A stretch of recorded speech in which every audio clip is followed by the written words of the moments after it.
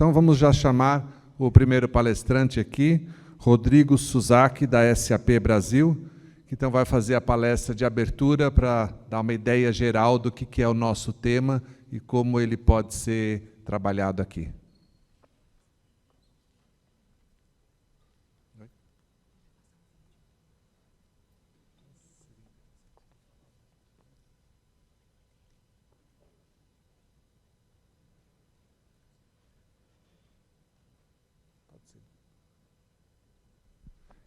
Temos um vídeo de um patrocinador nosso, rapidinho.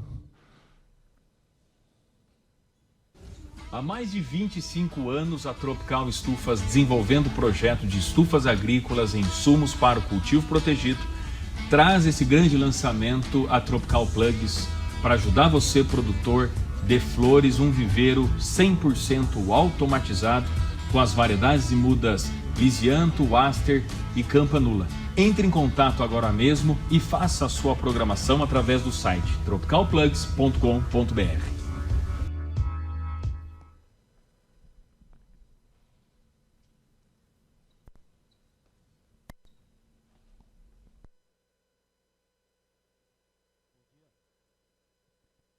Bom dia. Bom, todo mundo me ouviu, sem o microfone. Bom dia, bom dia. Obrigado, Renato, obrigado a Ibraflor pela oportunidade, o prazer imenso de estar apresentando para vocês nesse dia maravilhoso. É muito bom voltar a ter problemas como não estar passando o slide em vez do que... Está me ouvindo? Não estou te ouvindo. Né? Aquela questão da conexão remota, né? Então, muito bom estar aqui no evento presencial. E a outra coisa melhor do que perguntar lá sobre se está ouvindo, está me vendo, é ter o happy hour no final do dia também, né? Então, a gente já tem um evento aí bastante proveitoso. Bom, como apresentado, eu sou Rodrigo Suzaki, sou responsável na SAP por todas as soluções de ERP na nuvem, né?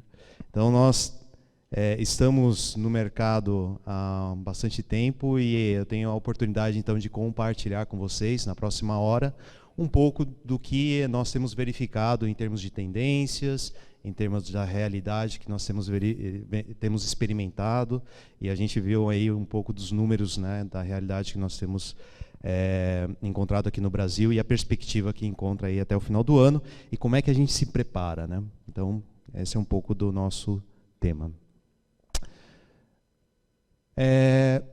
Não era essa a versão, mas tudo bem. Podemos seguir assim. A ideia aqui, né, antes até de conversar sobre um pouco dessa jornada, falar um pouquinho sobre a SAP, né? Então, qual que é, para aqueles... Aliás, deixa eu já começar com uma enquete, né? Quem já ouviu falar da SAP, pode levantar a mão aí, só para... Até então... Bom, então a SAP, como já mencionado e como a grande maioria já conhece, é uma empresa, uma fornecedora de soluções corporativas, né? Nossa solução corporativa mais reconhecida é o ERP. Mas qual que é o propósito da SAP? O propósito da SAP é fazer o mundo rodar melhor e melhorar a vida das pessoas. Que é um propósito bastante grandioso, né? Ambicioso, eu diria. E como é que nós fazemos isso? Nós não fazemos isso, a SAP ela não produz medicamentos, ela não produz flores, ela produz software. Mas é através dos clientes, daqueles que utilizam as nossas soluções e que contribuem para a economia, para a melhoria da vida das pessoas, que a SAP atinge esse objetivo do propósito de melhorar a vida das pessoas.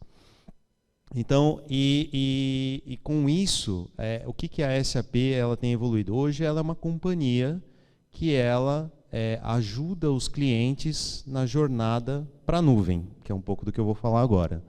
Então, a jornada para a nuvem, a grande maioria também já está familiarizado, que é uma tendência tecnológica, deslocar, né, manter os sistemas não mais dentro de casa, né, mas você ter as soluções que sustentam os negócios, os processos, sendo executados em algum lugar que a gente não vê e que a gente designa como a nuvem, né? Então, na prática, é isso. E a gente vai entender um pouco mais desses detalhes de quais são os benefícios. E alguns números interessantes para compartilhar, para começar esse diálogo, né?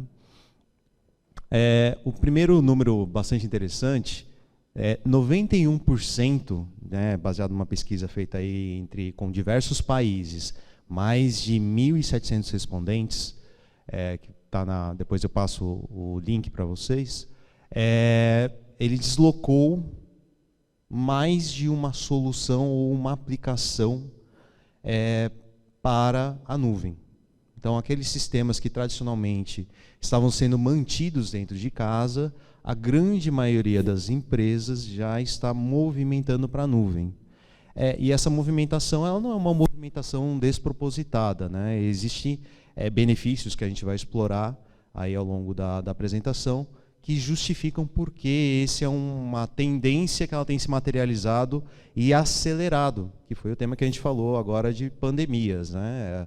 Passando a pandemia, a gente verificou a necessidade de otimizar custos, ser mais agilidade, ser mais competitivo para uma dinâmica que mudava a cada dia.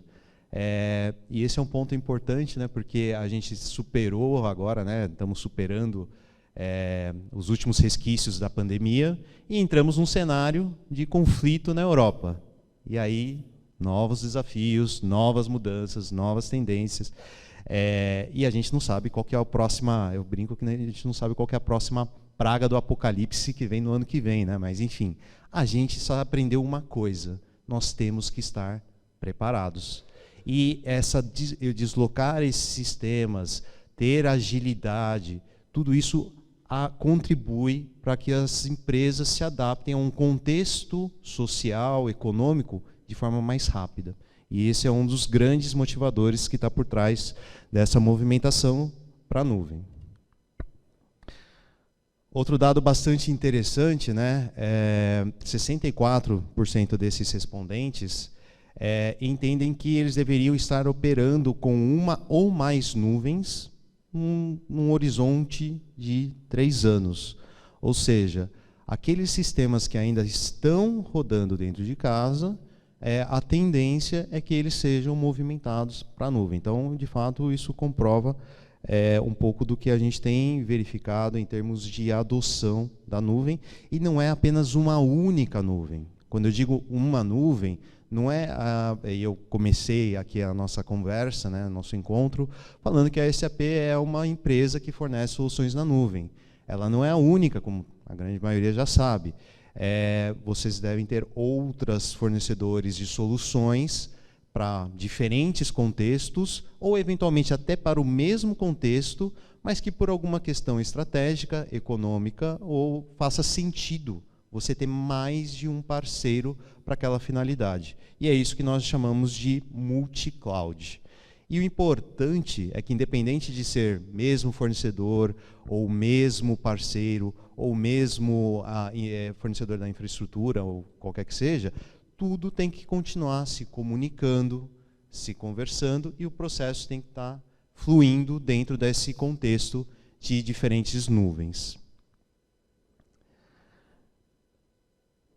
E aqui um tema também que eu acho bastante interessante é justamente falar que o modelo híbrido, de acordo com essa pesquisa, é o ideal. Ou seja, não é pretendido ter apenas um único parceiro ou um único fornecedor para sustentar as operações de tecnologia de uma empresa ou de um negócio. É esperado e é ideal que esteja diversificado. Isso a gente verifica até, eu mencionei, né, do contexto da pandemia, falando do contexto do conflito que está acontecendo na Europa, a gente verificou exatamente isso.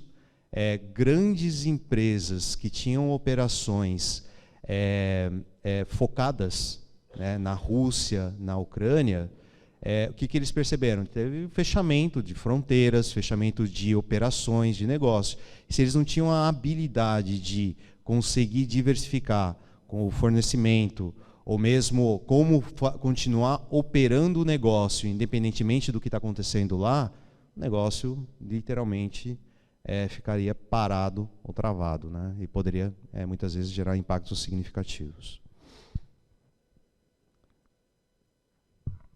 Bom, agora que a gente entendeu então que a jornada para a nuvem, né, através desses números e desses propósitos, ela é uma jornada que ela não tem volta, né? Eu acho que essa é a grande mensagem. Qual que é o benefício que as empresas têm experimentado com essa jornada e principalmente para o pequeno e médio empresário, o que isso tem a oferecer, né? Então é um pouco disso que eu queria colocar aqui, o que a experiência tem provado, né? Primeiramente, como eu mencionei, flexibilidade, né? Então, quando a gente fala de sistemas mantidos na nuvem, de forma que você possa crescer o negócio quando você precisa, adaptar de uma forma mais ágil e facilitar a colaboração, seja dentro de casa ou com seus parceiros de negócio, isso é uma grande característica que tem fomentado, né, que os pequenos e médios tenham habilitados, e a gente sabe, né, pela experiência, que de fato é crucial a questão da colaboração num contexto cada vez mais competitivo, né? Então, acho que esse é um ponto bastante óbvio aqui do motivador. A escalabilidade, que eu acabei de mencionar também, né? Então, ter ali o crescimento e, eventualmente, o decrescimento, que a gente ouviu, né? Os números. Durante a pandemia, houveram reduções significativas de produção, de demanda, de oferta, em alguns segmentos, e as contas, elas deveriam ser refletidas de acordo com esse crescimento. A gente viu empresas que foram impactadas severamente, né, no período de pandemia, e com um custo fixo, que é o custo atual de manter sistemas, operações, as empresas acabaram fechando, né, ou pausando, dando coletivas por tempos indeterminados, né? Então, a oferta na nuvem, ela habilita essa flexibilidade, essa escalabilidade, permitindo que você possa crescer quando houver maior demanda e também reduzir de acordo e rever esse consumo de acordo com de fato, a demanda e a necessidade do negócio. Resiliência. Eu acho que isso aqui é um reflexo para o negócio e para todos nós, né? Se tem uma coisa que nós aprendemos sermos resilientes, né? Mas a resiliência, né, tirando aqui o tema do pessoal, né, no contexto dos negócios, de fato, ter os sistemas nas nuvens habilita que você tenha mais garantia de perenidade da informação, da sustentação do processo de negócio, porque são ambientes que eles foram planejados, construídos e comprovadamente vão suportar de uma forma mais adequada essa questão da resiliência, né? E isso habilita então que você reduza questões de riscos, né, de paradas não planejadas, de interrupção de negócio, de indisponibilidade de serviços, como a gente verificou, por exemplo, serviços online de compras, de entrega. Então, você ter isso na nuvem geralmente está associado a você ter uma maior garantia de que o serviço estará disponível e que você possa ter uma rápida recuperação em caso de paradas não planejadas. Liberar recursos de TI. À medida que o tamanho vai crescendo da companhia, a gente sabe que os recursos não necessariamente, né, de suporte a operações, principalmente de tecnologia, elas não necessariamente acompanham na mesma escala. Então você tem cada vez mais fazer mais pelo negócio com menos recursos. E é aí onde a nuvem ela empenha um propósito bastante importante, porque a grande maioria dos clientes não tem como propósito ficar cuidando do sistema de TI. No caso da SAP, esse é o nosso propósito, né? Nós desenvolvemos soluções. Mas para o empresário que o propósito é produzir, vender, comercializar, a tecnologia é um meio para o fim. Então, por que não deixar este meio para quem é de responsabilidade e de competência, e o pequeno empresário, ou médio, ou grande, cuidar do seu propósito de negócio. E é aí onde entra, para mim, o grande diferencial da nuvem. É você não ter que se preocupar se aquele sistema está ativo, está disponível, se vai ser evoluído, se ele vai ser atualizado. Você foca no negócio e o fornecedor da solução foca naquilo que ele é bom, no fornecimento de uma solução confiável, escalável e segura. E, finalmente, não menos importante, reduzir custo, né? A gente vai entrar em mais números, né, mas é fato que a economia compartilhada, né, que todos nós temos experimentado, ela é a tradução, a nuvem é a tradução dessa economia compartilhada, né? Então, a gente fala aí de modelos como o Uber, onde você não é o proprietário do carro, você usufrui do serviço. Você tem o modelo do Airbnb, onde você não é proprietário da casa, você usufrui da hospedagem. A nuvem tem o mesmo preceito. Você não precisa ser o dono de um equipamento, né, de um hardware, de um equipamento gigante, e manter aquele equipamento, e pagar e atualizar. Você usufrui junto com outros clientes de uma infraestrutura robusta, grande, escalável, que o custo está diluído, né, entre todos os assinantes, de forma que você é beneficiado com isso. E, finalmente, então, isso traz essa redução de custo de propriedade, né? Então, eu acho que esse é o grande ponto-chave aqui da nuvem. Ela é a tradução justamente desse tema, e a gente vai ver que não é só questão de infraestrutura que eu mencionei, que é apenas um exemplo. Tem temas mais críticos que a gente vai entrar aqui. De fato, a nuvem é um habilitador, né, para viabilizar, para atingir outros objetivos. E vamos lá, quais são os principais desafios, então, pensando no ambiente na nuvem? E, de novo, tudo isso dessa pesquisa, né, que foi feita aí, o Brasil configurou como um dos países que estava inserido nessa pesquisa, então ela reflete também a nossa realidade. Mas o principal, né, as maiores desafios ou preocupações, o maior, né, os dois maiores, está ali: segurança. Então, de fato, ok, meus dados estão na nuvem, é seguro? A informação ela estará preservada? Meu negócio, depositar, né, muitas vezes, e nós somos responsáveis, como eu mencionei, a SAP, ela é responsável por sustentar um sistema que muitas vezes é o coração das empresas. Ele cuida de temas críticos como o faturamento, a entrada da mercadoria, a saída da mercadoria. Então, quando para o sistema, e aí eu posso falar por experiência, né? Eu estou na SAP há 16 anos agora. Então, eu já passei por algumas experiências, né? E sim, vamos ser bastante franco e honesto, para quem não está tão familiarizado com o contexto de TI, a tecnologia ela é feita para falhar, tá, pessoal? Desculpa dizer, não é aquela coisa assim, a TI é invencível, vai sempre funcionar. Não, a tecnologia ela é feita para falhar. Vide o exemplo aqui da gente tentando passar slide, né? Então, sempre vai ter problemas.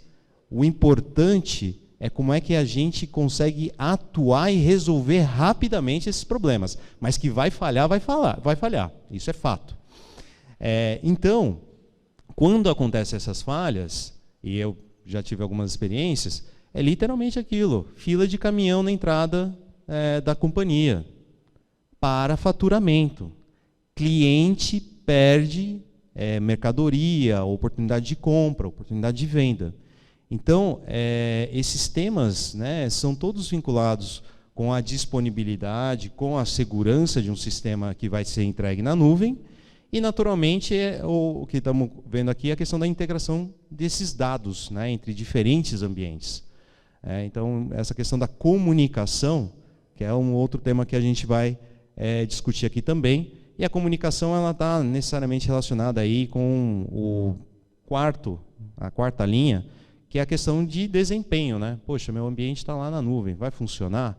Ainda mais a gente que está no Brasil, onde muitas vezes, dependendo da região, né, você tem dificuldades com conectividade até de celular, de 3G, de 4G, agora fala-se do 5G, a gente vai falar um pouco sobre isso, mas a conectividade ela é um desafio, até para a gente conseguir confiar que você vai ter um sistema que cuida do coração da operação. Se ele não está disponível por um problema de conectividade, o que acontece? Qual que é meu plano B, né? Então é um pouco disso que a gente vai também discutir. Então, sobre a conectividade, não sei se o som vai estar funcionando, eu trouxe aqui um som que a grande maioria, né, falando sobre conectividade, não deve conhecer, é um pouco do meu tempo, sobre como funciona a conectividade no meu tempo, né? Eu acho que a maioria não sabe o que é isso.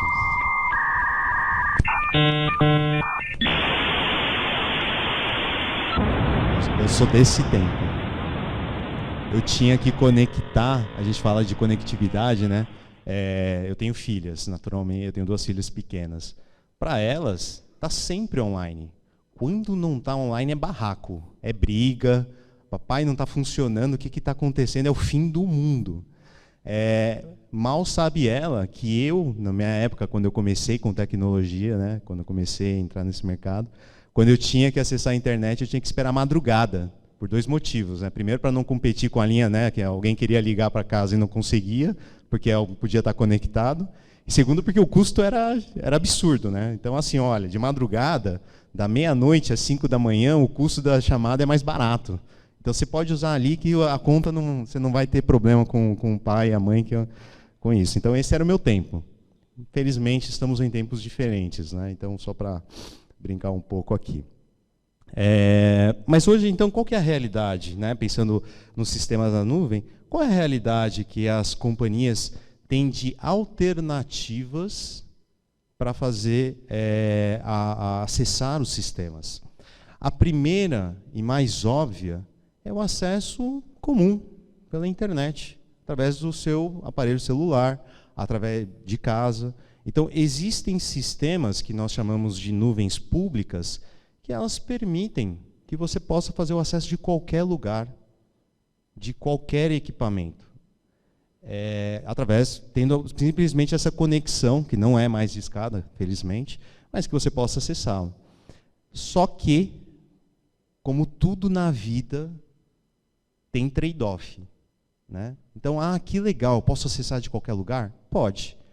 Qual que é o positivo disso? A agilidade. Então, eu estou aqui apresentando, eu posso acessar o sistema para consultar como é que está o status dos pedidos, sem ter que fazer nada, através do celular, através de algum computador que estivesse disponível.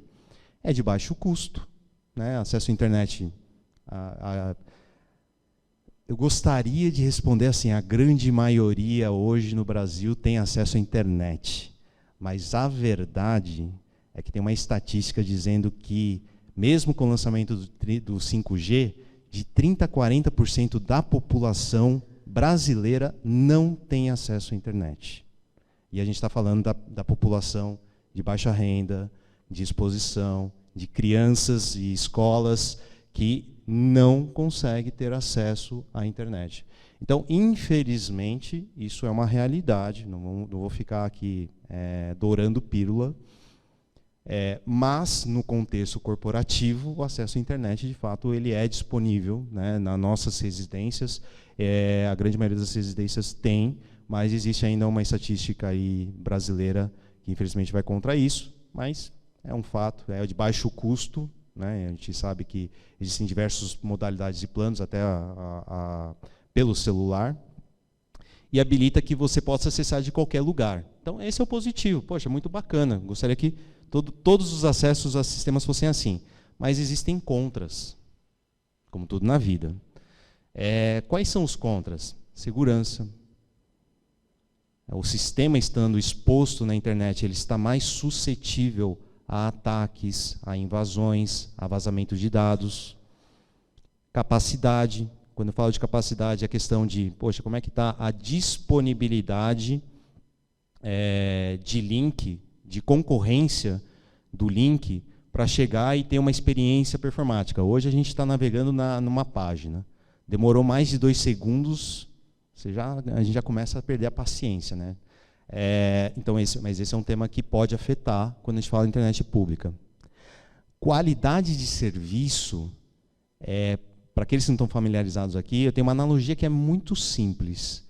Quem nunca estava fazendo download de 1 GB agora, né, de um filme de 300 megas, um arquivo de 100 megas, chegou no 99, pum, deu pau. Começa de novo. Qualidade de serviço. Isso é qualidade de serviço da conexão à internet. Então, na internet, dificilmente você tem essa garantia de qualidade de serviço. Então, pode acontecer isso e você tem que restartar. Agora, imagina isso acontecer num contexto de processo de negócio. Mandei a nota fiscal eletrônica. Chegou? Não chegou? Fica tranquilo, daqui a pouco eu mando de novo. Não, não é assim que funciona. Muitas vezes isso pode parar uma operação, né? E, finalmente, não tem um SLA, né? Então, assim, poxa, a internet caiu. Para quem que eu reclamo? Para Vivo, para Claro, para o seu fornecedor? Fala, olha, você vai ter ali provavelmente a gente vai trabalhar e a gente vai restabelecer o seu serviço em 24 horas. E aí você fica esperando, vai para o 3G, faz algum outro ponto, mas você não tem um SLA. A outra alternativa, que é uma conexão privada, ou uma VPN, que é a sigla, né, para essas conexões privadas, ou com um link dedicado, ela é uma outra alternativa que, para contextos de negócio, faz muito mais sentido, porque ele vai entregar tudo aquilo que eu acabei de explicar que não tem na internet pública. Tá? Então, de uma forma muito óbvia, ele vai entregar segurança, vai integrar a qualidade de serviço, a capacidade e o SLA. Muitas vezes vai ter o SLA, eu esqueci aí de colocar. Então, de fato, ele vai suprir os pontos que a internet pública não disponibiliza. Mas qual que é a pegadinha, né? O trade-off? O contra. O contra requer planejamento. Ele é mais demorado para você fazer o setup, né? Ou fazer a configuração, estabelecer, contratar, pensar muitas vezes em passar a comunicação, um link dedicado, ou contratar um operador que vai te disponibilizar esse link dedicado, e isso tem um custo proporcional a essa contratação. A gente tem esse exemplo dentro de casa também, né? Se vocês pararem para pensar, a internet que chegava na grande maioria das residências é aquela internet compartilhada da operadora, né, que chegava pelo modem. Agora se fala de fibra. Né? Um monte de residência fala, agora a fibra chegou na sua casa. É a mesma coisa, com as devidas proporções. Mas é um link, né, mais garantido, com uma tecnologia mais garantida de performance, de disponibilidade, e que chega na tua residência entregando. A diferença é que, nesse caso que eu estou falando, a gente teria uma fibra para o negócio dedicada que não compete com os outros moradores. Então, esse seria o cenário que a gente vê sendo mais amplamente utilizado no contexto corporativo, justamente pelas garantias e para você não ter as falhas correspondentes, que são os riscos que eu mencionei. E tem os desafios, né? Então a gente falou de conectividade, agora a gente vai falar dos desafios de segurança. E a segurança, ela tem diversos aspectos. O mais óbvio, né, que está mais aí na mídia, inclusive, é a questão dos cyberataques. A companhia foi invadida, os sistemas foram sequestrados, houve vazamento de dados. De fato, né, eu vou mostrar mais algumas estatísticas e números, esse é hoje o grande vilão, vamos colocar assim, né, o grande ofensor que a gente tem percebido. Mas quando a gente fala de segurança, ela também tem outros aspectos que não só estão correlacionados ao tema de cyberataques. Tem a questão de legislação. Legislação é uma questão de segurança. Quando você teve, a grande maioria acompanhou aí, e também é afetado no dia a dia, principalmente nos eventos, eu percebo isso, LGPD, né, a Lei Geral de Proteção de Dados. Ela é uma questão de segurança. Né? Você, quando tem o seu sistema, você tem algum sistema, qualquer que seja, até aqui desse evento, onde você tem lá o cadastro dos participantes. Se alguém vai lá e acessa esse cadastro do participante, isso é uma falha de segurança. E isso caracteriza aqui dentro do nosso contexto, porque tem uma legislação que rege isso, dizendo que os dados só poderiam ser compartilhados com o consentimento. E se há uma falha na exposição dos dados, a pessoa afetada tem que ser imediatamente notificada num intervalo de 24 horas. Então, isso é uma questão de segurança. Né? E cada vez mais isso vai tomando rigor. Existe uma série de companhias que estão tomando multas milionárias por conta de LGPD e GDPR lá na Europa e Estados Unidos, né? Que é o equivalente aí da legislação. Isso foi a primeira, inclusive. Mas então, e tem a questão também das automatizações, né? Eu acho que a falta de transparência de como que estão sendo executados os sistemas, os riscos que isso está atrelado, tudo isso entra num contexto de segurança, né? E quais são as tendências? Aí eu vou poder aqui compartilhar com vocês, para esse contexto, o que a gente tem verificado de crescimento das tendências no tema de segurança. Primeiro que esse talvez nem nos afete, mas é interessante compartilhar, né? Na guerra da Ucrânia, além do conflito armado, né, que está acontecendo lá e tudo mais, tem uma guerra cibernética.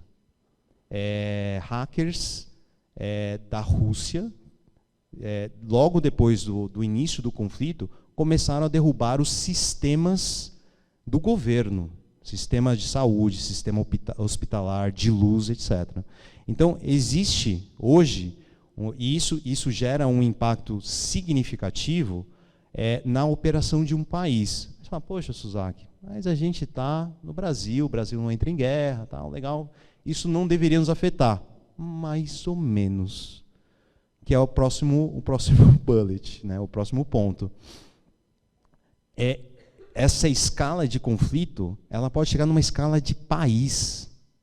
E aí eu não sei se alguém ouviu ou leu a respeito, mas a Costa Rica e o Peru tiveram ataques aos sistemas do governo, que tiveram sistemas hackeados por um grupo e tiveram extorsão para fazer a devolução dos dados, ou a não exposição dos dados, ou devolver os sistemas. Chegou num ponto que a Costa Rica declarou estado de emergência. Pessoal, foi esse o nível. O presidente foi para a rede nacional, falou, estamos em estado de emergência porque nossos sistemas foram invadidos, hackeados. Agora imagina isso no Brasil. Provavelmente todo mundo ia falar, mas e o Flamengo e o São Paulo? Quem ganhou? Né? Mas, brincadeiras à parte, é esse nível que pode acontecer. Né? Então, assim, isso está atingindo escalas bem mais amplas do que, de fato, dos negócios. Então, é um ponto que ele está sendo bastante discutido. Fiquem calmos, tá? Ninguém, por favor, fiquem tranquilos que eu vou dar respostas mais positivas do que esse cenário que eu estou colocando, tá, pessoal? Por favor, ninguém começa a ir para o banheiro e tudo mais. O break é às 10. Segurança de dispositivos móveis. Quem tem iPhone? Quem atualizou o iPhone aí nos últimos 10 dias, eu acho? Já teve algumas mãos que não levantaram, não atualizaram. Vocês sabem o que aconteceu? Por que teve essa última atualização do iPhone? Alguém sabe? Qual que foi o motivo? Pode gritar.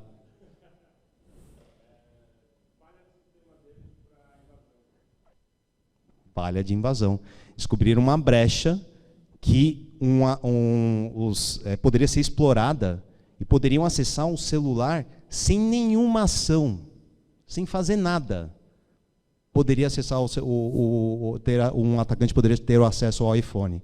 E aí eles fizeram essa atualização em massa e pediram que todo mundo fizesse a atualização. Aí vocês falam, poxa, a Apple comeu bola, né? Realmente é ruim. Mas, e a gente vai falar sobre isso, não é só uma questão do fornecedor, não é só uma questão da TI. Quando a gente fala de segurança de dispositivos móveis, ela envolve, e eu vou falar, né, dos pilares de como a gente atua, inclusive, principalmente, uma outra grande fragilidade que ninguém consegue resolver em nenhum equipamento de dispositivo móvel lançado, seja Android, seja iPhone, se chama usuário. Nós. Isso ninguém resolve de uma forma automática. Então, se você não atualiza, a Apple não vai conseguir resolver. Tem que atualizar. E outra coisa, se você faz alguma besteira, vai gerar exposição. E aí, como a gente tem ainda 30 minutos, Suzaki fala do caso pessoal. Minha esposa e eu e as crianças, a gente estava na praia, no Guarujá. E aí, poxa, estava super bacana. De repente, minha esposa foi pegar o celular. A gente estava lá na areia, no quiosque, né? Cadê o celular? O celular sumiu. Vamos ligar para o celular. Liga para o celular, não atende. Deu ruim. Roubaram. E aí, pessoal, pânico, né? Putz, e agora? Tem as fotos das crianças, tem o vídeo da Bianca, tem as fotos que a gente acabou de compartilhar, tudo. Mas tem muito mais. Tem o aplicativo do banco. Tem foto do documento das crianças, tem foto da certidão de nascimento, tem a foto do CPF, tem Pix, tem assim, a infinidade de coisas. Então, assim, pânico. Primeira ação, bloqueia no banco. Legal, bacana, bloqueamos no banco. Vai lá na operadora, bloqueia a linha. Vamos lá, fizemos isso. Agora, vamos tentar recuperar os acessos.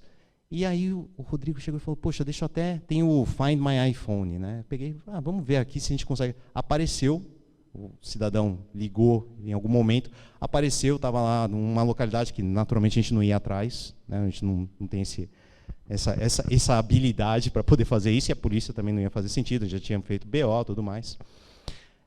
Então, perda, prejuízo, tudo bloqueado, não tivemos nenhum grande incidente. Mas aí vem um fato interessante, né?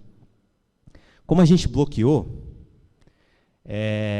na operadora e tudo, teoricamente o dispositivo ele não consegue ser utilizado, ele fica inutilizado. Aí a minha esposa comprou um outro chip, com o mesmo número, colocou num outro celular, linha restabelecida, vamos resumir a vida que segue. Eu comprei dessa vez para ela, não o iPhone, o Nokia, aquele tijolão, que tem o jogo da cobrinha. Eu falei, esse é o que você merece, né? É brincadeira. Ela pegou o iPhone de novo. Porque eu não mando nada, né? Todo mundo, quem é casado sabe que não sou eu que mando. E aí o que aconteceu, né? Ela recebeu um SMS falando, olha, somos da Apple, o seu dispositivo foi localizado, clique aqui para ver a localização do dispositivo. Ela recebeu um SMS. E depois um WhatsApp com essa mensagem. O que a bonitona fez? Clicou. Quando clicou, automaticamente a gente recebeu um e-mail, aí sim da Apple oficial, dizendo que desabilitou o bloqueio do dispositivo. A conta, fiquem tranquilo, tá? Ela ficou de castigo, mas ela passa bem. E eu trabalho com TI, né? Ela falou, poxa, mas apareceu, o cara era da Apple. Aí eu cliquei no link. Ela clicou em um link, ela só clicou no link. Ela não fez nada mais, ela não entregou nenhuma informação, ela não preencheu nenhum formulário, ela clicou em um link, desabilitou o bloqueio do dispositivo. É esse o nível de sofisticação que a gente está lidando hoje. Muitas vezes com um clique de um link, muitas vezes até sem nenhuma ação do usuário, que foi o que a gente acabou de falar da falha da Apple. Então, assim, pessoal, eu vou falar naturalmente de como a gente trata, o componente humano ele é fundamental, porque nenhum mecanismo, tecnologia, política de segurança vai suprir o elemento humano. Fiquem espertos com os links que vocês clicam, então, né? Política de segurança eu acabei de mencionar, né? Então, política de segurança inadequada. Poxa, se a gente deixa, né, que os nossos dispositivos, e na companhia nós temos essa política, o que é meio chato, é problemático, mas é uma política. Ela tem ali um propósito. O dispositivo, os móveis, eles bloqueiam automaticamente a cada 1 minuto. Porque se alguém perder ou se deixou desavidadamente desbloqueado, não vai ter acesso aos dados corporativos, né? Então, é uma política de segurança.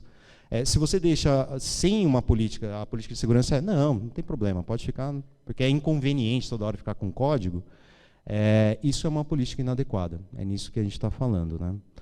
Um outro exemplo também aí, tema de políticas inadequadas é justamente de senha. A SAP levou isso num extremo que até eu fico incomodado, mas tem um propósito, né? A grande maioria deve usar senhas aí para desbloquear de 8 caracteres. Na SAP é de 15 caracteres. Pessoal, eu tenho que contar uma fábula toda vez que eu tenho que destravar o meu computador. Eu penso numa história, né? Você pensa numa frase, vai pegando as primeiras linhas, qual que é a frase do que eu tenho que lembrar? Então, mas é uma política apropriada. Falta de segurança de profissionais é um outro item também que a gente tem visto, porque de fato a gente vê a escassez, e tema de habilitação e segurança, a gente sabe que no Brasil a gente tem esse desafio, não só para a segurança, mas para a TI como um todo, né? A gente sabe que é a dificuldade de encontrar. E por último, e está na pauta aqui do evento, vai ter o tema sobre metaverso. Agora vocês imaginam, né? Falam assim, poxa, o metaverso, vou colocar minha companhia para fazer venda, oferta de serviço no metaverso. Poxa, qual é a suscitabilidade? Eu falei certo? Suscitabilidade. Enfim, como está sujeito esse negócio no metaverso a ataques, a bloqueio do serviço, a sequestro da conta, que já aconteceu. Tem acontecido muito esse golpe, né? Olha, sequestram a conta e vão acessando conhecidos pedindo dinheiro, né? Então, esse é outro ponto aí importante que eu acredito a maioria já está bastante familiarizado. Eu já avisei todos os meus familiares e amigos que se eles recebem alguma mensagem, algum link pedindo dinheiro, para eles tentarem ver e me entregarem, porque pode ser eu mesmo pedindo dinheiro. Brincadeira, não sou eu. Mas liga. E, de novo, né? Exemplo pessoal. A minha sogra caiu nessa. Minha sogra, ela recebeu a mensagem quando aconteceu o incidente. Não, foi antes, na verdade. Recebeu uma mensagem se identificando como minha esposa, falando: mãe, troquei o chip do celular, preciso pagar uma conta, você pode depositar aqui para essa conta? Ela foi lá e desavisadamente. Vocês veem que a minha família está muito... Eu estou muito bem inserido, né? Tô habilitando muito bem o meu lado familiar, né? Mas, enfim, aconteceu. E vamos falar, então, como é que isso se reflete em números, né? Quais são os custos? Hoje fala-se de que o custo de cyberataques, de sequestramento de dados, ele é próximo de 6 trilhões por ano de dólares, podendo chegar a 10 trilhões de dólares por ano. Uau. Para pôr em perspectiva, se isso fosse a renda de um país, esse custo, né, de cyberataques, ele só ficaria atrás da China, que tem um faturamento hoje próximo de 17 trilhões, e dos Estados Unidos, de 22 trilhões, que são os maiores países, naturalmente, as maiores economias. Então, assim, é um impacto significativo. Uma estatística interessante: a cada 39 segundos, um site é hackeado. Outras estatísticas interessantes, agora voltando para o nosso contexto. 19% das empresas pequenas e médias já tiveram um ataque, que a gente fala do ransomware. Então, assim, é um tema que está na agenda, não é só dos grandes, está na agenda do pequeno empresário. Em 2021, né, esses acessos já são tidos ali como alvo, os ataques. 42% dos ataques, hoje a estatística está atualizada, está próximo de 50%, são de pequenas e médias empresas.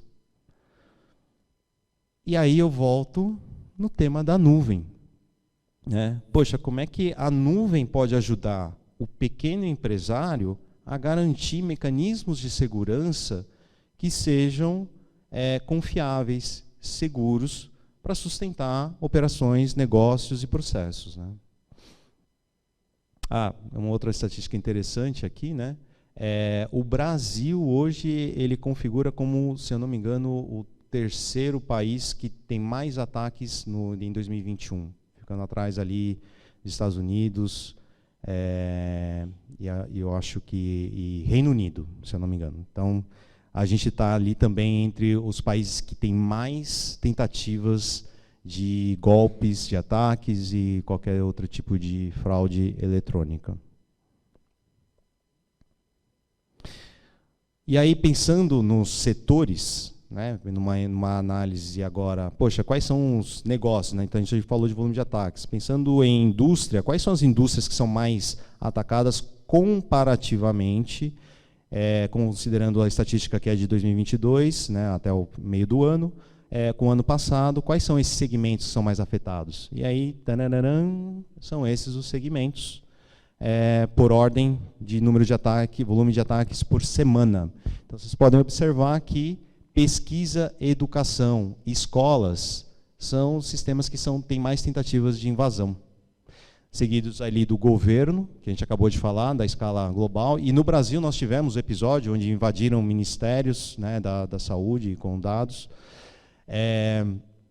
Seguidos ali de provedores de infraestrutura e processadores de infraestrutura, sistemas de comunicação, saúde, hospitais, tentativas recorrentes de tentativa de invasão para capturar dados de pacientes, de medicamentos, etc. Os bancos, né, isso já é uma estatística bastante conhecida, e os serviços públicos, que a gente mencionou, né? Então, tentativa das utilities, e foi os alvos de ataque dos outros governos que a gente mencionou, seguidos de manufatura, a parte de implementadores, né, que a gente chama de Service Integrations, seguros jurídicos, lazer, hospitalidade, fornecedores de software, a SAP como uma delas, transportes, varejo e atacado, consultorias e fornecedores.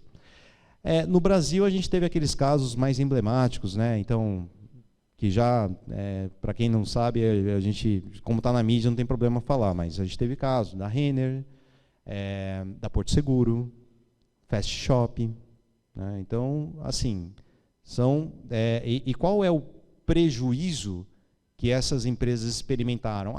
Poxa, sequestraram o sistema, ele parou de vender, parou de faturar? Não é só isso. É um prejuízo de marca também. Quem é que tem confiança agora de comprar numa empresa que ela teve os dados sequestrados, que eu vou ter que entrar com o meu cartão de crédito? Então, isso gera uma desconfiança e um desgaste de marca. Então, o prejuízo ele não fica só na esfera do dado, do sistema. Ele vai um pouco além, né?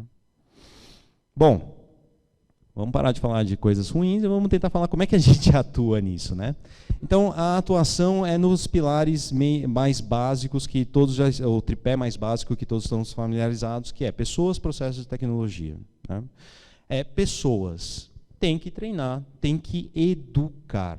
Treinar, às vezes, é muito forte. Tem que educar. Educar o colaborador do que pode, o que não pode. Não clique no link de uma pessoa que você acha que é da Apple, né? 10 vezes eu tive que falar isso. Ainda mais Apple entrando em contato via WhatsApp, né? Quem é que a Apple vai entrar em contato com o WhatsApp? Desculpe. Então, ter essas capacitações, e ela não é só uma vez, isso tem que ser recorrente, tem que ter recorrência nesse processo, né, de continuar atualizando, educando.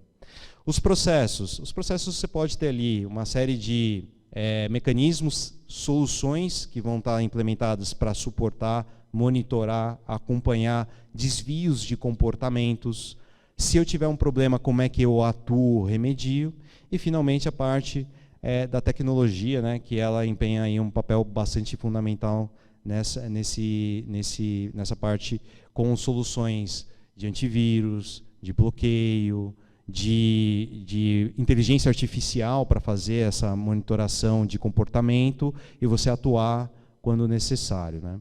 Então, existem mecanismos que podem ser implementados, e entende-se que a nuvem, ela para mim, eu não gosto de ficar fazendo muita apologia no tema de segurança, a nuvem dizendo a segurança da nuvem ela é melhor do que a segurança dentro de casa. Isso não necessariamente é uma verdade, porque pega os bancos e as utilities, né, que são os sistemas de públicos, eles sempre tiveram sistemas dentro de casas. E eles implementam tecnologia de segurança de ponta. Então, vai dizer assim, a nuvem ela é mais segura do que eu ter dentro de casa? Não necessariamente. A diferença é que dentro de casa, quem tem dentro de casa, empenha um caminhão de dinheiro para garantir as melhores ferramentas, a melhor equipe, as melhores atualizações. Então, tem investimento pesado por trás. Quando a gente está na nuvem, a gente está falando que tem os mesmos mecanismos, só que na economia compartilhada. Esse custo ele vai ser rateado. Então, todas as empresas que oferecem serviços na nuvem estão constantemente atualizando os sistemas, colocando tecnologias mais avançadas de segurança para garantir a entrega de um serviço de qualidade, seguro, confiável, que não vai ser invadido, que não vai ter dados vazados. E isso é contínuo e não pesa no bolso, né? Isso está lá dentro do custo da subscrição. Então, o que eu falo não é que é mais seguro, é tão seguro quanto. A diferença é o quanto você empenha de custo e preocupação para manter essa segurança. E a outra boa notícia, né, que aqui da palestra é que isso não fica limitado, né, a um fornecedor. Agora fala-se do Open Cyber Security Schema Framework, que é esse logo bonito, que é um consórcio, né, de empresas, que as 3 principais empresas, a AWS, a Splunk e a Symantec, junto com mais 15 empresas, né, que começaram a contribuir para montar um padrão de segurança compartilhável, que seja escalável e que todos possam usufruir, né, se beneficiar desse sistema de segurança. Então, todo esse esquema, à medida que essas empresas que estão contribuindo para esse sistema da segurança avançam, elas vão disseminando, né, as melhores práticas, as tecnologias para o mercado e todos nós vamos ser beneficiados. Então, isso ajuda a gente confrontar aqueles desafios que eu mencionei da segurança.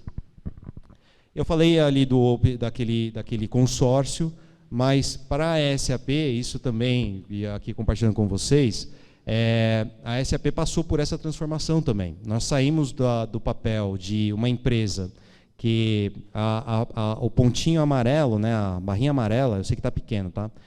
A parte amarela era onde a SAP tradicionalmente, antes de ser uma empresa na nuvem, ela atuava. Olha, eu estou te entregando o software. Você pega esse CD, às vezes era disquete na minha época, e você instala dentro de casa. Se você vai instalar no seu servidor, você tem que arrumar o seu servidor, você tem que fazer a instalação, você tem que cuidar, você tem que atualizar e tudo mais. E a minha responsabilidade era, eu vou entregar um software seguro, confiável, que eu vou atualizar. Essa era a responsabilidade da SAP. Com essa dinâmica para a nuvem, olha todas as responsabilidades agora que a SAP ela passa a exercer. Ela não é só mais uma linha que é da aplicação. Nós somos responsáveis pela infraestrutura, pela sustentação, pelo serviço, pela disponibilidade. Então, e tudo isso é transparente para o cliente na ponta, né? Ele não quer saber aonde está instalado, aonde é a nuvem. Alguns até fazem questão de saber, mas o importante é que a nuvem esteja lá, o serviço seja confiável, performático, disponível para o negócio. O que está por baixo, qual é a infraestrutura, qual é o provedor, qual é o mecanismo de segurança, isso não faz mais sentido entrar nessa discussão, porque é a nuvem. Então, não só o mercado, mas todos os fornecedores, principalmente nós como fornecedores de soluções corporativas, passamos por essa transformação também. Então, não é só os pequenos e médios, né? Os fornecedores também estão nessa realidade. Tinha um último slide, mas tudo bem. Bom, pessoal, eu sei que eu cheguei aqui no final do tempo, a gente teria alguns minutos para perguntas e respostas. As mensagens-chave dessa palestra é justamente dar um panorama para vocês sobre essa dinâmica da nuvem, benefícios, os principais pontos que são preocupantes, que é a questão de conectividade e segurança, mas que para essas preocupações existem remédios, existem soluções que vão garantir que todas as empresas e os usuários possam confiar que no serviço na nuvem. Okay? Eu espero realmente ter atendido e não tornado tão chata aqui essa literatura, que eu sei que ela é um pouco, às vezes, cansativa. E temos alguns minutos para perguntas e respostas? Ou passo para o Renato? Temos sim, Rodrigo. Em primeiro lugar, então, parabéns pela sua apresentação. Acho que foi muito interessante. Você conseguiu transformar um tema que muitas vezes não é tão palatável e num tema bem interessante, e abordou de forma como que as próprias pessoas que estão aqui são usuários, pessoa física, pessoa jurídica, tem esses mesmos tipos de problemas, né? E justamente essa é a função de um seminário desse, trazer esse assunto de uma forma para cutucar mesmo, para provocar, para as pessoas pensarem. Claro que todos aqui enfrentam muitos dos problemas que você colocou aí, questão de segurança, das mais diferentes formas, custos, avaliação, análise, no seu dia a dia, e hoje já é uma realidade, né? Quer dizer, não adianta mais você falar assim, não, eu tenho que pensar no meu negócio, eu vou contratar alguém que vai fazer isso para mim. Não, você tem que entender, até para você poder decidir dentro da sua empresa qual a solução que você vai tomar. Isso, naturalmente, é muito mais fácil pelas novas gerações que dominam esses assuntos de uma forma muito mais, já faz parte do dia a dia. Mas eu acho assim, vou até aproveitar aqui e fazer uma consideração e já a primeira pergunta. A primeira consideração de tudo que você apresentou, assim, achei muito interessante e me assustou de que os ataques cibernéticos a bancos e finanças só ocupam o 6º lugar. Eu imaginei que fossem de longe o primeiro, quer dizer que sites de prefeituras ou dos sistemas de saúde ou outros estão bem na frente. Então, realmente isso é impressionante, a dimensão disso, que isso possa atingir, né? Então, é impressionante.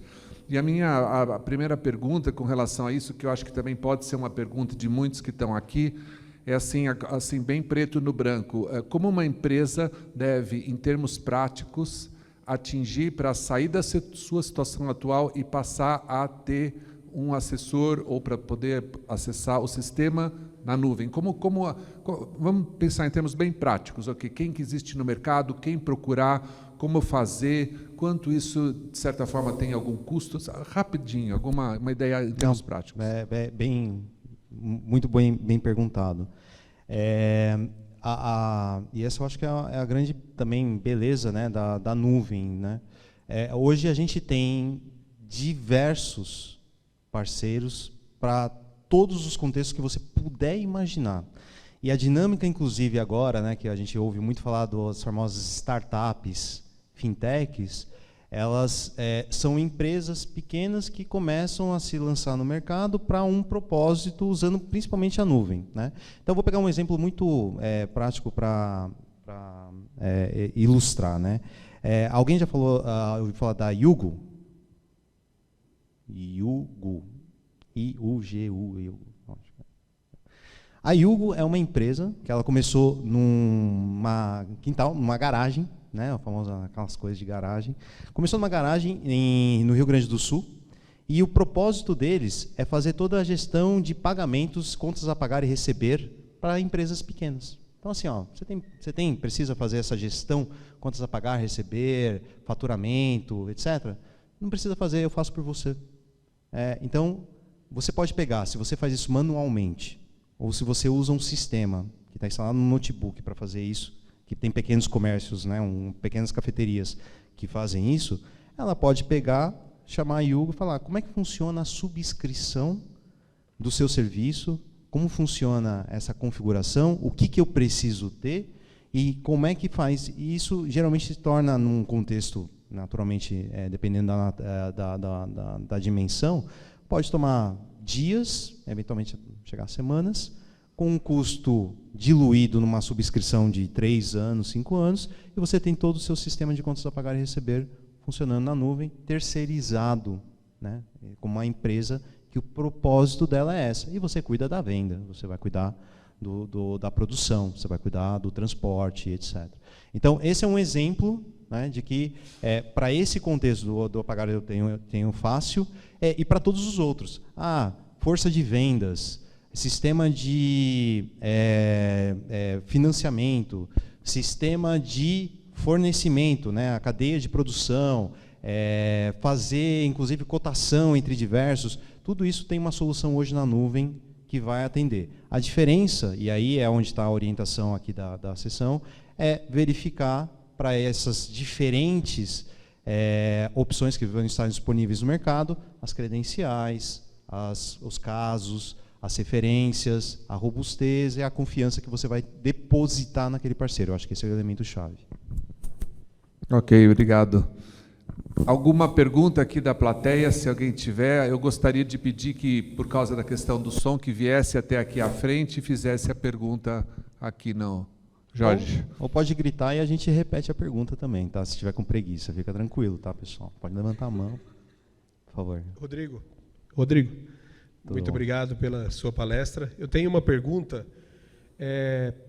até por uma questão de segurança, as empresas que trabalham com servidores locais, né, que é o famoso on-premise, que é onde você armazena dentro das empresas, elas utilizam, na sua maioria, quando você pensa em segurança, redundância, ou seja, você tem ali um servidor armazenando os seus dados, e aí, por segurança, você faz uma cópia fiel em outro local, né, para que você, se deu um problema aqui, você tem uma outra. Então, eu estou falando algo bem simples que as empresas normalmente fazem quando está preocupado com algum servidor, um equipamento que vai dar problema. Quando a gente lança isso para a nuvem, né, ela também tem redundância? Não, excelente pergunta. Perdão. Excelente pergunta, e a resposta é sim. Toda a nuvem ela é pensada em redundância em todos os níveis que você puder imaginar. Desde os níveis mais baixos do servidor, onde está o dado gravado, que geralmente a gente chama isso de uma storage, até a camada de aplicação. Então, sempre vai ter redundância para garantir, porque no final do dia, e esse é o ponto interessante da pergunta para explorar, no final do dia, o usuário, ou o cliente, ou a empresa, ela não quer saber se tem ou não, ela vai cobrar um SLA. Olha, tem que estar disponível. Se você não estiver disponível, vai ter uma penalidade. Nós, como consumidores, a gente tem essa mesma dinâmica nas nossas residências. Quando falta luz, na próxima conta de luz, vocês vão ver lá, teve um período de indisponibilidade e você teve um abatimento na sua conta. É essa escala que a gente está falando. Então, as empresas proativamente já implementam redundâncias para garantir que o SLA vai ser atendido, vai ser garantido, e naturalmente que o cliente vai estar satisfeito. Porque, assim como nós, como consumidores, quando a gente não está satisfeito com o serviço, o que a gente faz? A gente troca, a gente cancela. Então, é fundamental. Obrigado. Mais alguma pergunta? Por favor. Olá, bom dia. Tudo bem, Walter? Tudo bem. Tu nos apresentaste aí uma série de empresas que vão chamar assim de exército do bem, que são para nos proteger. E esse exército do mal não é localizado, ninguém sabe onde está, de onde é que se as empresas do bem têm um corpo técnico enorme, localizado em escritórios e coisa e tal, e o do mal onde é que está? Quem são? Essa daí é bem desafiadora, Walter, porque assim, por mais que a gente tenha mecanismos cada vez mais sofisticados, é muito difícil conseguir rastrear e identificar os causadores do mal, né? Então, é muito difícil.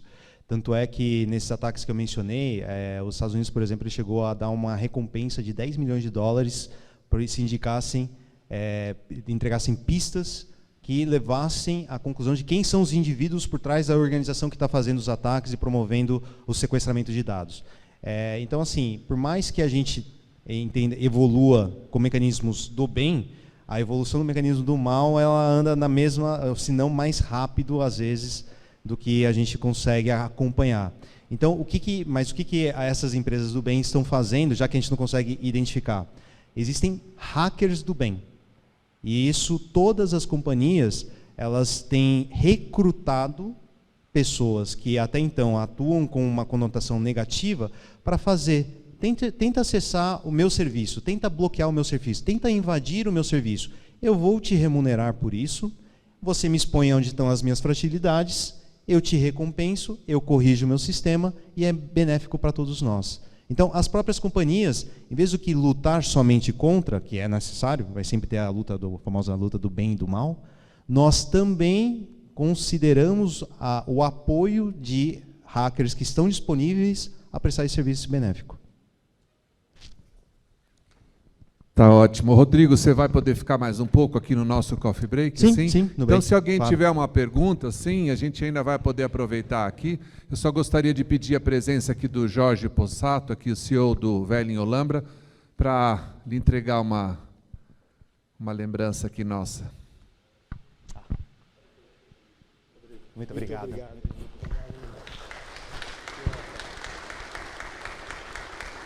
Parabéns pela